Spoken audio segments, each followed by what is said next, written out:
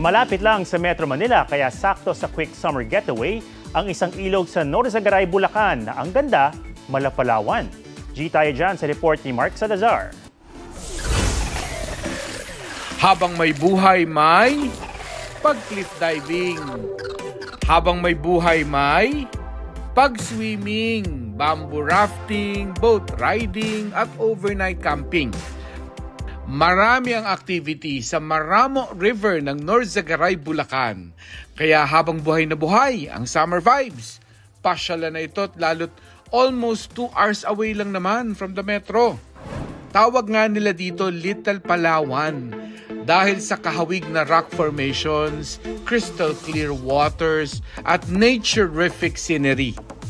Budget friendly dahil 70 pesos lang ang entrance fee na may kasama ng life vest, 20 pesos naman ang environmental fee. Pwedeng maglakad papunta sa mismong ilog, iba yung ingat lang dahil may ilang madaraanang mabato. Kung gusto, extra adventure ang 4x4 ride. Sa dami ng pwedeng gawin, talagang masusulit ang tanawin.